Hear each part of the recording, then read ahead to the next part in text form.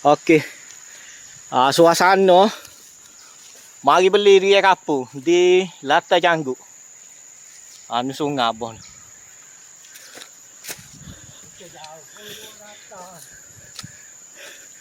Oh, lelah. Jalan gini saja, cari tak apa. Tapi ada pagi. Tak apalah kahwin nikah juga hari ni. Duk jalan. Oh, ni nak buat torong ni kak. Ya, hari ni. Itu sini. Lepas tu jual mana kak? Itu bet jual mana? Oh, mau cik dah ni? Kebun yang mana? Kedai ni kak? Kebun ni? Kami tu ya reject. Reject. Waktu yang saja, yang sama. Oh. Oh. Aduh. Kebok tapu Ni baru hiking. Oh. Kalau hiking saja tak apa, tak dinekat dah duk merang. Dia nak tengok bawah lu lah dia atau jauh. Nemo saja ni nak kena kahwin. Ya? Saja ni. Oh, berjelek.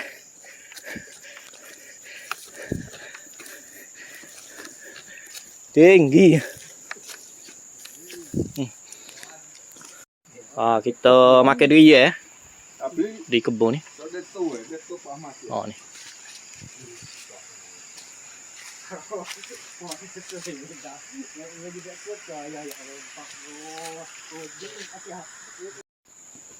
Kita berada di Latar Canggut. Ni. Tu sudu. Ni. Kita makan pengak serawa durian. Dalam suasana kebun tu ni. Ada air terjun apa ni? Kalau siapa-siapa kebun comel, kalau siapa-siapa nak merasai suasana kebun di kaki, bukan kaki lah, di Banjaran Titiwangsa Jeli. Ni. Ni pondok dia okey.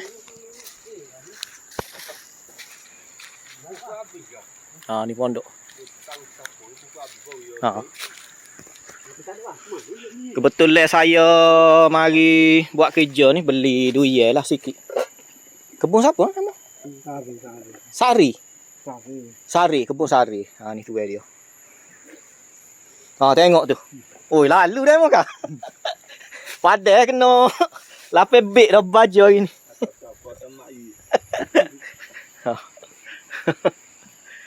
Okay, ginilah tu di kapur lah suasana. Berapa lama mana ni? 2 minggu dah. 2 minggu dah. Nak habis lah.